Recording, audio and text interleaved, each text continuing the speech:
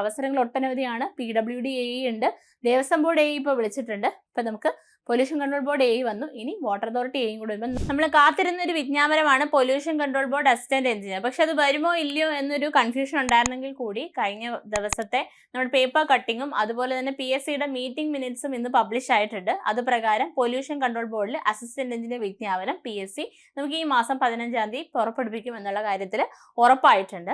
അപ്പം pollution control board assistant engineer എന്ന് പറയുന്നത് നമുക്ക് കഴിഞ്ഞ പ്രാവശ്യം, അതായത് ഇപ്പം നിലവിലുള്ള ലിസ്റ്റ് പ്രകാരമുള്ളതാണ്, ആദ്യമായിട്ട് PSC നടത്തുന്ന ഒരു പരീക്ഷ എന്ന് പറഞ്ഞാൽ, അതായത് പൊല്യൂഷൻ കൺട്രോൾ ബോർഡിൽ അസിസ്റ്റന്റ് എഞ്ചിനീയർ തസ്തികയിലേക്ക് കേരള PSC നടത്തുന്ന ആദ്യത്തെ പരീക്ഷയാണത്. ഇതിന് മുന്നേ പ്രൈവറ്റ് ഏജൻസീസ് ആയിരുന്നു നടത്തിക്കൊണ്ടിരുന്നത്. പ്രൈവറ്റ് ഏജൻസി നടത്തിയ എക്സാമിൽ കുറച്ച് പ്രശ്നങ്ങൾ ഉണ്ടായത് കൊണ്ട് തന്നെ നമുക്കത് വഴി റിക്രൂട്ട്മെന്റ് നടന്നിട്ടില്ല.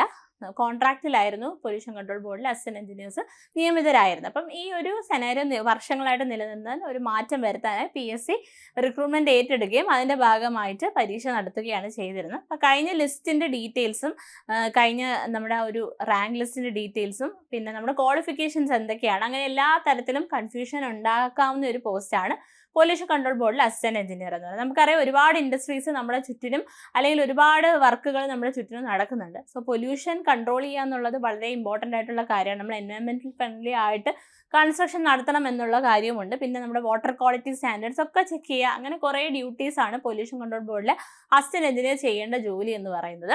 പിന്നെ നമുക്ക് അതിൻ്റെ പേ സ്കെയിലൊക്കെ നമ്മുടെ സാധാരണ നോർമലി അസിസ്റ്റന്റ് എഞ്ചിനീയറിന് കിട്ടുന്ന പേ സ്കെയിലാണ്. അസിസ്റ്റന്റ് എഞ്ചിനീയറിൻ്റെ സാലറി എത്രയാണ് എന്നതിനെക്കുറിച്ചൊക്കെ കൺഫ്യൂഷൻ ഉണ്ടെങ്കിൽ അതിനെക്കുറിച്ച് നമ്മൾ നമ്മുടെ ചാനലിൽ തന്നെ വീഡിയോ ചെയ്തിട്ടുണ്ട്, നിങ്ങൾ നോക്കിക്കഴിഞ്ഞാൽ കാണാനായിട്ട് സാധിക്കും.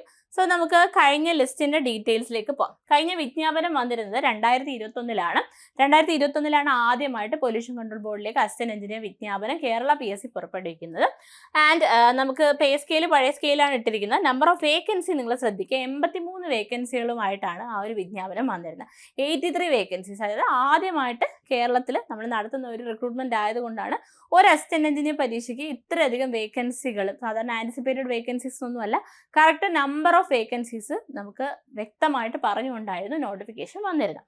അപ്പോൾ ഈ 2021 വന്ന നോട്ടിഫിക്കേഷൻ പ്രകാരം നമുക്ക് ക്വാളിഫിക്കേഷൻ പറഞ്ഞിരിക്കും നോക്കാം. ആർക്കൊക്കെ പൊല്യൂഷൻ കൺട്രോൾ ബോർഡിലെ അസിസ്റ്റന്റ് എഞ്ചിനീയർ പോസ്റ്റിലേക്ക് അപ്ലൈ ചെയ്ത് പരീക്ഷ എഴുതാൻ സാധിക്കും, ആർക്കെങ്കിലും വെയിറ്റേജ് ഉണ്ടോ എന്ന് നോക്കാം. ഒബ്വിയസ്ലി നമുക്ക് പൊല്യൂഷൻ കൺട്രോൾ ബോർഡിലേക്ക് വേണ്ടുന്ന യോഗ്യതയിൽ ഒരെണ്ണം എന്ന് പറഞ്ഞാൽ BTech സിവിൽ എഞ്ചിനീയറിംഗ് ആണ്. BTech സിവിൽ എഞ്ചിനീയറിംഗ് അല്ലെങ്കിൽ കെമിക്കൽ എഞ്ചിനീയറിംഗ് അല്ലെങ്കിൽ എൻവയോൺമെന്റൽ എഞ്ചിനീയറിംഗ്, ഇത് മൂന്നും കഴിഞ്ഞ ആൾക്കാർക്ക് ഈ ഒരു പോസ്റ്റിലേക്ക് അപ്ലൈ. അപ്പോൾ BTech സിവിൽ എഞ്ചിനീയറിംഗ് കഴിഞ്ഞവർക്കും കെമിക്കൽ എഞ്ചിനീയറിംഗ് കഴിഞ്ഞവർക്കും അതുപോലെ തന്നെ എൻവയോൺമെന്റൽ എഞ്ചിനീയറിംഗ് BE ഒക്കെ ചെയ്ത ആൾക്കാർക്കും ഈ ഒരു പോസ്റ്റിലേക്ക് അപ്ലൈ ചെയ്യാം.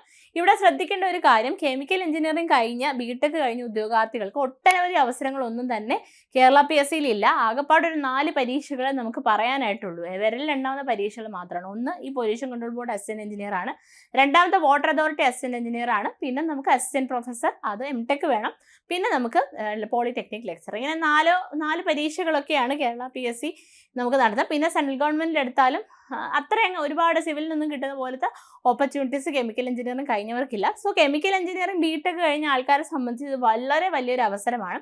അവർ ആത്മാർത്ഥമായി പരിശ്രമിച്ചു കഴിഞ്ഞാൽ എൻവയോൺമെന്റൽ എഞ്ചിനീയറിംഗ് ഒരു പിടി ഉണ്ടെങ്കിൽ ഓഫ് കോഴ്സ് ഈ ഒരു പരീക്ഷ ക്രാക്ക് ചെയ്യാനായിട്ട് സാധിക്കും.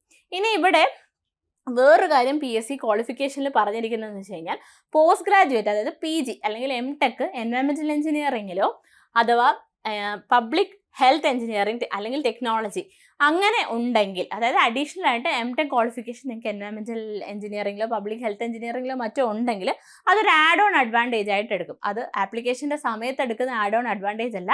ഇവിടെ ശ്രദ്ധിക്കേണ്ട ഒരു കാര്യം, നിങ്ങൾ പരീക്ഷ എഴുതി ലിസ്റ്റിൽ വന്നതിന് ശേഷം ഇൻ്റർവ്യൂ അറ്റൻഡ് ചെയ്യുന്ന സമയത്ത് നിങ്ങൾക്ക് അവസാനം കിട്ടുന്ന വെയിറ്റേജിൽ ഒരു ആഡ് ഓൺ മാത്രമാണ് ഈ MTech എന്ന് പറയുന്ന ക്വാളിഫിക്കേഷൻ. അല്ലാതെ പരീക്ഷ എഴുതുന്ന എല്ലാവർക്കും കിട്ടുന്ന ഒരു നേട്ടമൊന്നും അല്ല ഇത്. നമ്മൾ പരീക്ഷ എഴുതി ലിസ്റ്റിൽ വന്നു കഴിഞ്ഞാൽ മാത്രം നമുക്ക് കിട്ടുന്ന ഒരു അഡീഷണൽ പ്രിവിലേജ് ആണ് എന്തെന്ന് പറയുന്നത്. നമുക്ക് MTech ഈ ഒരു പർട്ടിക്കുലർ സ്ട്രീമിൽ ഉണ്ടെങ്കിൽ നമുക്ക് റാങ്ക് ലിസ്റ്റിൽ ബാക്കി താഴെയുള്ളവരെക്കാളും മുകളിലേക്ക് കയറാതെ 2 പേര് ഇപ്പോൾ ഒരേ മാർക്കോട് കൂടി വന്നിരിക്കുന്നു. അവർ ഇൻ്റർവ്യൂ അറ്റൻഡ് ചെയ്യുന്ന സമയത്ത് ഒരാൾക്ക് അതിൽ MTech നമുക്ക് എൻവയോൺമെന്റൽ അല്ലെങ്കിൽ പബ്ലിക് ഹെൽത്ത് എഞ്ചിനീയറിംഗിലുള്ള ആളാണെങ്കിൽ ഒബ്വിയസ്ലി ആ PG ഉള്ള ആൾക്ക് റാങ്ക് ലിസ്റ്റിൽ മുകളിൽ നിൽക്കാൻ കഴിയും എന്നൊരു അഡ്വാൻറ്റേജ് ആണ്, ഒരു ആഡ് ഓൺ അഡ്വാൻറ്റേജ് ആയിട്ട് ക്വാളിഫിക്കേഷൻ്റെ കൂട്ടത്തിൽ PSC പറഞ്ഞിട്ടുള്ളൂ. അപ്പോൾ അത് നോക്കുക, MTech എൻവയോൺമെന്റിലൊക്കെ ചെയ്തവർക്കാണെങ്കിൽ ഇൻ്റർവ്യൂ സമയത്ത് ഒരു വെയിറ്റേജ് കിട്ടും എന്നുള്ളൊരു അഡ്വാൻറ്റേജും കൂടിയുണ്ട്.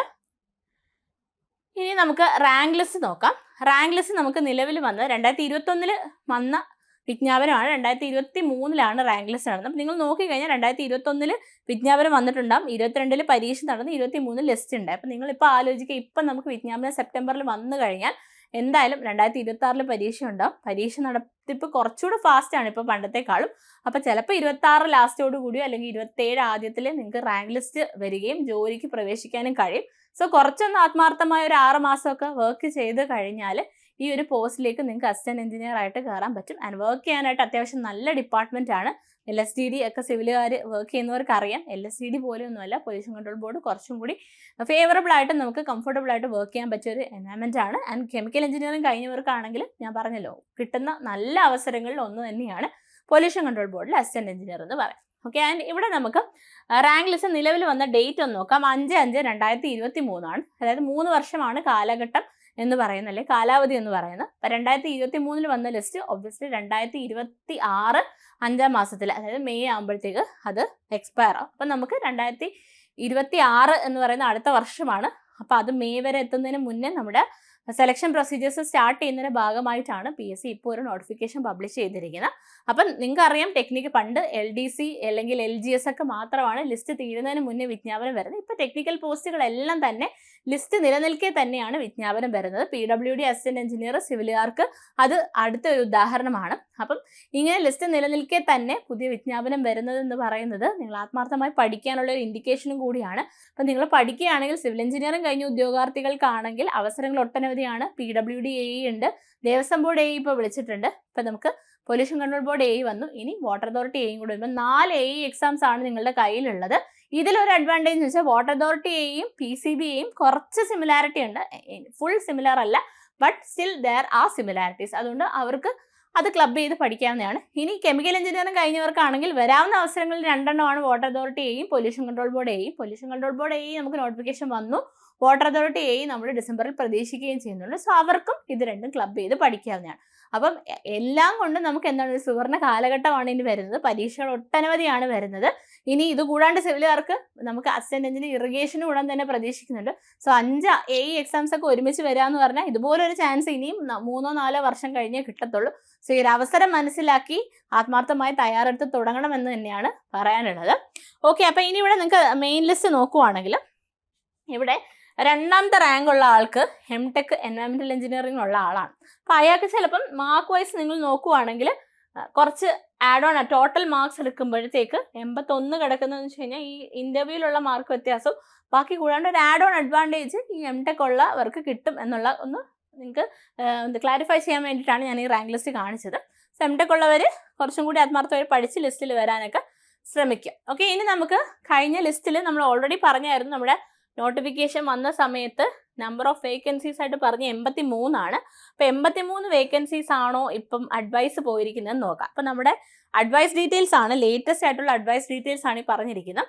അപ്പോൾ നമുക്ക് ഓൾറെഡി നമ്മൾ പറഞ്ഞായിരുന്നു, ലാസ്റ്റ് അഡ്വൈസ് പോയ ഡേറ്റ് എന്ന് പറഞ്ഞാൽ 27/8/2025. അതായത് ഇപ്പം നമുക്ക് അടുത്ത് തന്നെ പോയിട്ടുണ്ട്, അഡ്വൈസ് പോയിട്ടുണ്ട്. അപ്പോൾ നമുക്ക് 83 വേക്കൻസി ഉള്ള സ്ഥലത്ത് ടോട്ടൽ നമ്പർ ഓഫ് അഡ്വൈസ് പോയിട്ടുള്ള 121 ആണ്. അപ്പോൾ എപ്പോഴും നമ്മൾ പറയും നമ്പർ ഓഫ് വേക്കൻസി നോക്കി പരീക്ഷയ്ക്ക് പഠിക്കരുത്. അപ്പോൾ ഈ ഒരു അഡ്വൈസ് ഡീറ്റെയിൽസ് നിങ്ങൾക്ക് അതിനൊരു ഉദാഹരണമല്ലേ. 83 വേക്കൻസി വന്നിട്ട് അത് 121 പേർക്ക് അഡ്വൈസ് പോയെന്ന് പറഞ്ഞു കഴിഞ്ഞാൽ ഓഫ് കോഴ്സ് അത് നല്ലൊരു ഇൻഡിക്കേഷൻ ആണ്. അപ്പോൾ നമുക്ക് എപ്പോഴും നമ്പർ ഓഫ് വേക്കൻസീസ് പറയുന്നതിനേക്കാളും കൂടുതൽ അഡ്വൈസ് പോകാനുള്ള സാധ്യത വളരെ കൂടുതലാണ്. ടെക്നിക്കൽ ലിസ്റ്റ് ആണെങ്കിൽ പോലും അതിൻ്റെ ഒരു ഉത്തമ ഉദാഹരണമാണ് ഈ ഒരു അഡ്വൈസ് ഡീറ്റെയിൽസ് എന്ന് പറയുന്നത്. ഇവിടെ ഓപ്പൺ കാറ്റഗറി 75 പേർക്ക് പോയിട്ടുണ്ട്, നോക്കിക്കോളും.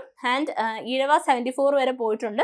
ഓപ്പൺ കാറ്റഗറിയിൽ തന്നെയാണ് ഈഴവ നിൽക്കുന്നത്. പിന്നെ നമുക്ക് SC ST ഒക്കെ നമുക്ക് വെയിറ്റിംഗ് ലിസ്റ്റ്, അതായത് നമ്മുടെ സപ്ലിമെൻ്ററി ലിസ്റ്റിലേക്ക് കടന്നിട്ടുണ്ട്. ആൻഡ് ഇപ്പോഴും നമുക്ക് അഡ്വൈസ് പോയിട്ടുണ്ട് എന്നുള്ള കാര്യമാണ് മനസ്സിലാക്കേണ്ടത്. 5/5/2023 വന്ന ലിസ്റ്റാണ്, 2026 തീരത്തുള്ളൂ.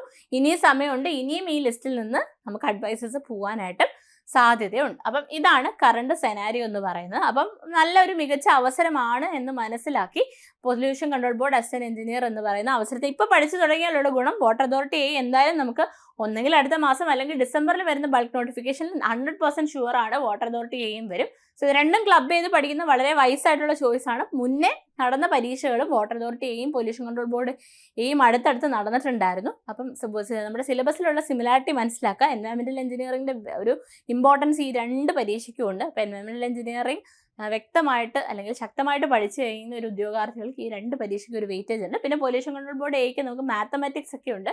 സിലബസ് ഡീറ്റെയിൽ ആയിട്ട് ഡിസ്കസ് ചെയ്ത് വീഡിയോ വേറെ അപ്ലോഡ് ചെയ്യുന്നതായിരിക്കും.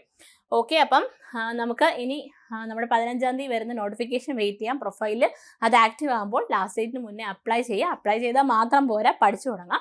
നമ്മുടെ എൻട്രിയിൽ pollution control board assistant engineer special batches start ചെയ്തിട്ടുണ്ട്.